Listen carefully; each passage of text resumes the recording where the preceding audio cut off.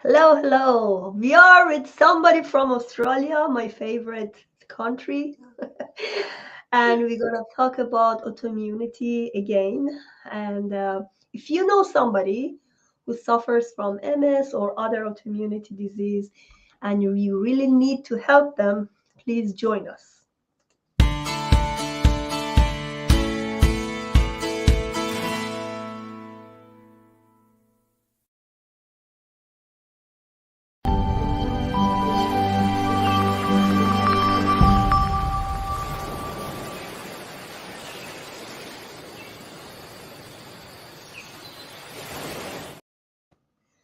We are with Allyson Brown. She's the director of Everhill, and we're going to talk about 5 foods hijacking your health. Welcome to my show.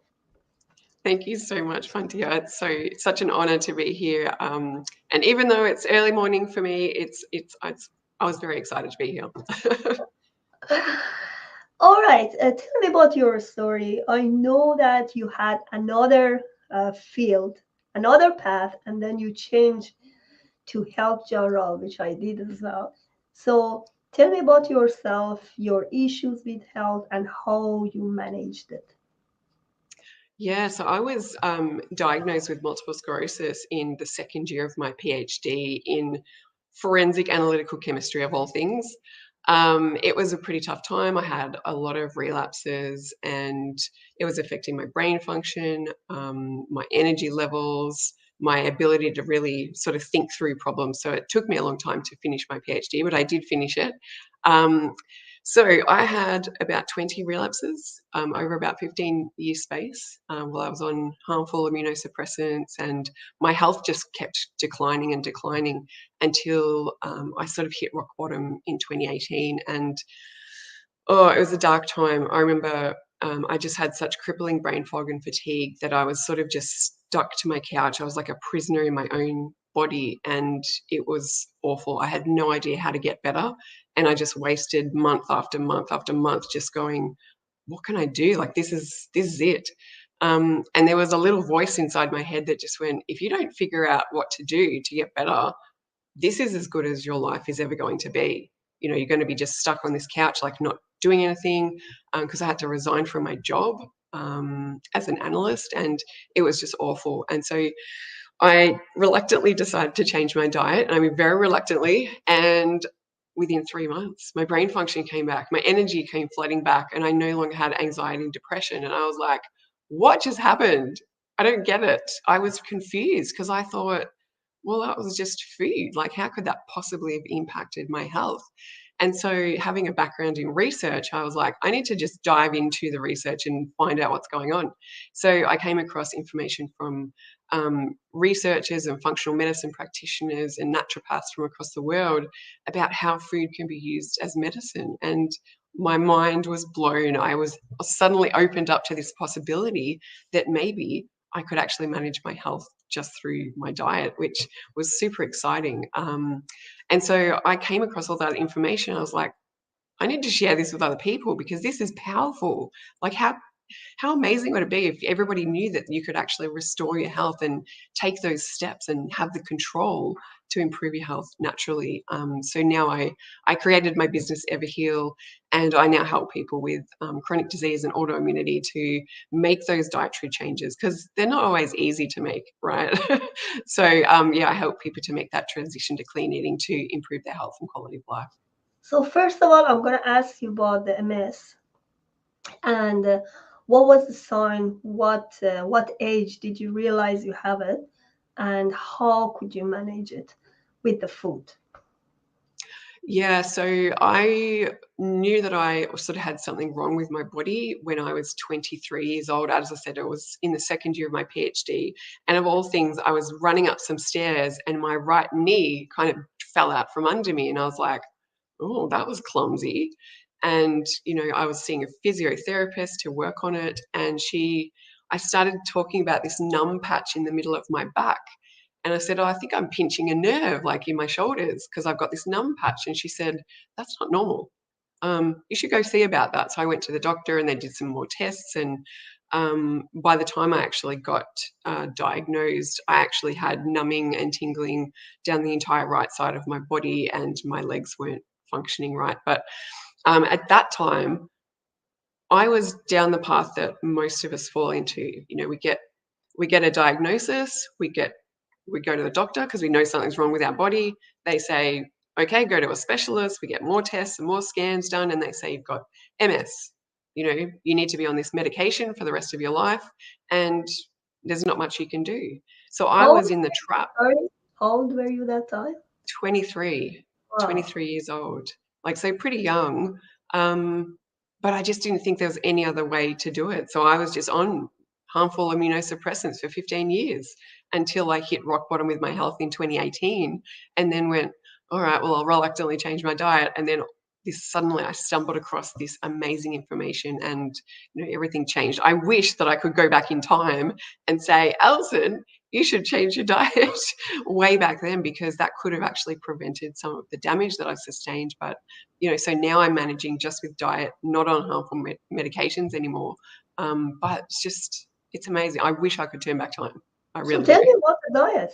That secretive diet, yeah. The secret diet. Yeah, look, it's not that secret. It's not that complicated in a way, but it's something that I never really thought much about. But when I looked at it, I was looking at what foods cause us inflammation, because autoimmunity and inflammatory disease, right? So you want to try to reduce the inflammation down. And so the 5 foods that are actually, like, sort of hijacking your health the most, some of which, look, we already know about, right? So it won't surprise you to say that some of these 5 foods, you've got sugar, that's a big one. We already know that. Processed foods, like ultra processed foods, which actually, it's sad because that actually predominates the most of the selection that we've got when we go to the supermarket now. 80% of our shelves are lined with processed and packaged foods. So this is a big one. Then you've got alcohol. That's not doing us any good as well. And then dairy and gluten are the other 2. And yeah, I mean, they've got some sort of health benefits sometimes, but the actual inflammation that they cause sort of outweighs the problem. And when you're already in an immunocompromised position, these can be really inflammatory. So you talk about gluten. I know because I went gluten free as well. I try. Between bread and rice, which one do you prefer? And do you even use them? Because some people suffering from autoimmunity, they totally prevent grains. Yes, that's right.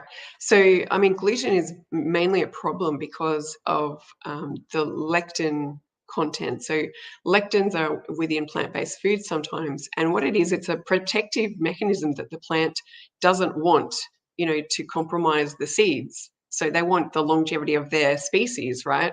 And so if animals come along and eat them, then it's not going to be very good. So what they do is they have this protective layer, and this causes us problems. And the idea is that if we eat it and go, oh, now I feel really awful, I'm going to steer clear of that wheat-based product because it's not causing me, like, it's not feeling good. So we try to avoid them. But the problem is that we've gotten so used to it now that we just load up on these gluten rich foods, and it's not doing our health any good. So when it comes to gluten, rice is gluten free. So that's actually good, but you want to try to steer clear of like ultra processed rice. So the white rice is probably like the bad end, whereas if you can get wild rice or brown rice even is a better alternative, but they are gluten free, so that's good. And when it comes to bread, so gluten is contained in wheat, rye, and barley products. So any wheat-based products, that's usually your breads. What I've done now is I've created my own bread recipe, which is gluten-free, and yeah, we make it every couple of months. Or couple of weeks, actually, sorry. And it's just delightful. So there are alternatives. You just have to know kind of what to do and what So to give look us some for. recipe. Yeah, I can give you a recipe. I can't give it to you right What is now, obviously. included inside your bread? So it's contained, the main ingredients are flaxseed meal, tapioca flour or arrowroot flour, It's got eggs.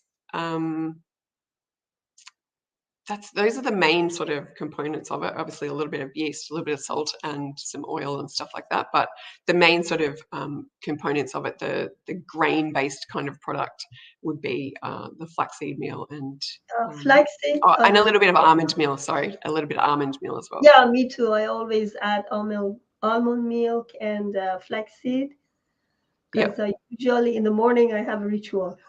I always make it with berries and almond and flaxseed. So uh, let's somebody come to you for a consultation as somebody who had the same issue as yours, like MS. What else do you recommend other than food? So food is the main one. That's the biggest bang for your buck in terms of reducing inflammation. But there are other inflammatory things that we do or don't do that can cause us some issues as well. So we look at 7 key life areas. So we look at rest. So sleeping is an amazing anti-inflammatory process, and obviously when we don't get good sleep, that can cause us some issues. So that's one of the things that we focus on. We obviously focus on the eating. We do also focus on family and friends, social interactions, that sort of thing. We look at exercise, which is another one. We look at going outside, sunshine, getting back to nature. And we also look at happiness because, obviously we want to be happy in our lives. And despite being diagnosed with an autoimmune condition or chronic health condition, we want to maximize our happiness because, that's what life is all about. Uh, you know, I'm a fertility consultant, FDM practitioner. During these consultations, I just realized one of the most important thing is traumas or feeling that you are not enough. You had some negative feedbacks from your friends, your family, so you feel very stuck. These kind of feeling and emotions actually you cannot ignore it. Instead of going only to physical parts, you need to resolve this as well. And even healing from MS, I had another person talking to her. She's amazing. She, Dr. Manon Bolliger. She's the founder of Bowen Therapy. And she actually reversed her MS. And that's the same when I talk to her. She first of all, she's very calm. She tried to manage it with the meditation, and she also do massaging. So there are lots of ways you can control your autoimmune issue. You are not the victim of it. And as I'm saying, there are lots of medicines that are very suppressive, and they suppress your immune system. I'm not saying they are bad. Even if you are doing your own detection about your health, still you have to have a very good medical guidance, right? But in a way, not they don't have time to go through your nutrition or customize your plan for diet, rest, or whatever you do.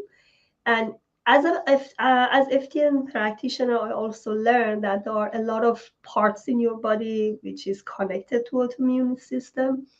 It is not, again, is not the only diagnosis you have. You may have lots of liver congestion, you may have lots of gut issues. So it's a good idea if you look over your body, everything that is not already investigated. Absolutely. And you're spot on when you talk about, gut health issues and emotional issues. So the gut is like the biggest contributor to these autoimmune kind of conditions. And when it's not functioning right, when we don't eat the right foods, as one example, we can get sort of leaky gut, which is where we get holes in the gut lining, and we've got things leaking out into our bloodstream that's not supposed to be there. We get a heightened immune response because it's trying to protect us. And funnily enough, 80% of the immune system is actually controlled by the gut. And it's funny, when you're talking about the emotional side of things, the gut brain connection is so critical. When you get that feeling and you're like, oh, I'm nervous, I get a feeling in my gut that's like, oh, what's going on?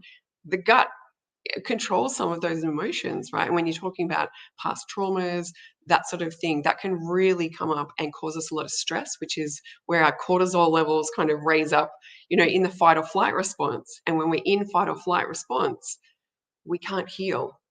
We don't actually, our bodies can go one way or the other. It can't do both at the same time. So managing those stress levels, managing that past trauma, really controlling those sort of emotions. And I love what you said about, not being a victim, because it's about taking control and realizing that you can take control, maybe not of every component of your MS diagnosis or your chronic health conditions, but you can actually take some steps which can actually improve things, which is really, really exciting, really amazing. I saw one of my friends. She actually has a child. I mean, it's very, very far friend. She has a child with autoimmunity issues, and she was in hospital and then get back to diet. I mean, having foods, and I saw a big chunk of chocolate and donuts with him. I was like, oh my goodness, that's bad, right? And I didn't know what to, sometimes you can say others that, oh my goodness, you should like prevent this. This is not good. Maybe these are certain foods that you shouldn't even give to them. And people don't know how important is just like avoiding sugar, not, and as I'm saying, uh, probably you had the same issue, like not only MS, you already had like gut or liver or other conditions, right? Yeah, it's very likely that there's, a bit of a precursor. And the way I look at the disease is actually, it's not just genetics. I used to think that, oh, it's just my genetics. Like I just got dealt a bad hand and, unlucky, I'm a victim. But what I realized over time is that that's only 25%. So genetics makes us more susceptible, it gives us the precursor for a disease to be switched on. But what pulls the trigger on the disease is actually our environment. So we've got lots of different factors, like it can be a location, it can be chemical exposure, medications we're on, and one of the big ones is diet, which is kind of exciting because we get to control that. Every time we eat or drink, we can make a better choice, right? That actually heals our body. And one of the things that we talk about in My Life Formula program is actually, fueling your body with the right fuels. Because if we think of our body like a car, because food is our fuel, if we put the wrong fuel into our car, the car won't work right, right? So if we put the wrong fuel into our body doesn't work right either, right? It's kind of a simple premise, but it's not something we think about. We sort of just go, well, if that donut's there and it's tasty, well, I just want to eat it, not really thinking about those consequences. And it's interesting that you talk about, children, eating the wrong things as well. It's one of the reasons why we've got so many incidences of like ADHD and, sort of just obesity obviously is on the rise as well. I had a look at the literature as well, and the chronic disease rates are just continuing to rise and rise and rise, despite us being in the most medically advanced era in human history. So those numbers should be going down, right? We should be getting cures, and we should be healthier than ever. But it's actually going the other way, and it's because of our massive changes over the last 100 years of our food processing and food consumption. It's just gotten worse and worse and worse and worse. So it sort of marries up that we're getting less healthy, we're eating less healthy, and this is one of the big answers to why we're in such a big health epidemic at the moment. Okay, so I can see your website, everheal.com.au, and then you have Instagram account and Facebook account. What are you doing there? Let's say in your website first. So the website, I just update some, interviews with people. I've got a bit of a blog on there as well. But the best way to kind of get in touch with me is through Facebook, and I have a Facebook group which is called it's facebook.com/group/autoimmune diet, and I give tips and tricks and recipes and all sorts of stuff in there to help people on the road to healing, which is probably the best way to get some good content and just to learn. I think education is so important, just to keep learning. And you said you have a program. In Yes. what is the program and how they can access? So I run the Life Formula program, and it's a 90-day program, so a 3-month program, which is we do it online. So, the likes of you that are living over in Canada, you can actually join my program because we do these chats online. So we do weekly catch-up sessions so that we can help people stay on track, because it's pretty tough. It's pretty tough sometimes. I have an online portal where people get a daily video just teaching them something new, something that they can work upon. And it's just in bite-sized chunks, because I could give you all the information straight away and it's like, oh my God, it's just too much.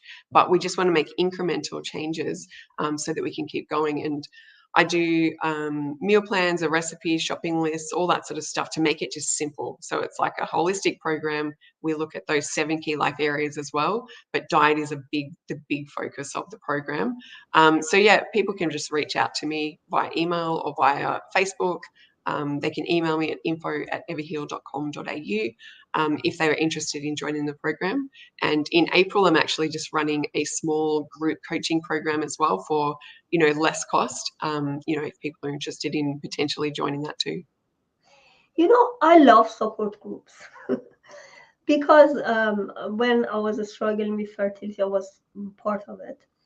And it's not just because sometimes you just go to Google and Google something and, oh, this food is good, this food is not good. But the support group actually help you connected to people who have the same issues. And then you get the instruction and also inspiration from them. Absolutely. And the support. I mean, that's why we've got a little private Everheal online community group, because you want to connect with people who are going through the exact same things as you. You want to be able to vent when you're like frustrated, or ask questions, or just get that motivation, because that's such a critical component to actually succeeding on this journey. And the recipes, because sometimes they need something very straight. Oh, I use this recipe. And it's very difficult, to be honest, to find good source for autoimmune disease who cover everything. I found it difficult to find the recipes for them, because there are Yeah. certain foods they should avoid, certain foods they can eat. And in functional medicine, and we actually do the food sensitivity test as well, because not just for autoimmunity, for us as well. You may Yeah. be sensitive to some foods that it doesn't show you the impression right away. It may take for some time. You can see it or just collect it in your body, and it everything shows up very in some time that you never expect.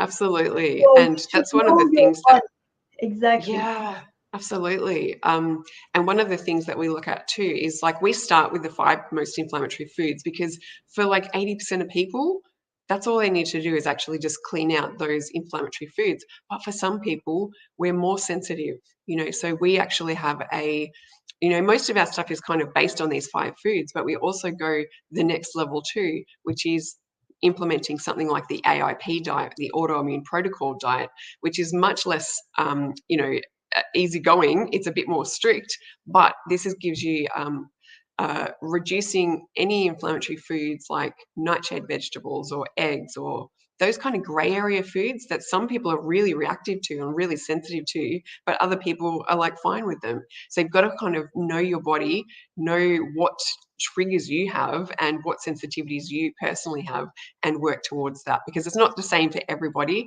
But you can start with, at least going with the 5 most inflammatory foods. That's definitely a good place to start. So, Alison, we are almost uh, finishing our talk. Just need one sentence of hope to give us, my audience who are suffering from MS or other autoimmune issues. I would say remember to aim high, follow your dreams, and never give up on yourself because you have the power to be able to take back control. And I know you can do it. If I can do it, anyone can do it. Oh, okay. Thank you so much for being here. I really enjoyed. Thank you so much, Pantia. Yeah. Please subscribe to Panta Calhoun Transition channel and order my book Needs Gap through Amazon. Simple guide to manage autoimmune disease and chronic pain. Thank you for watching.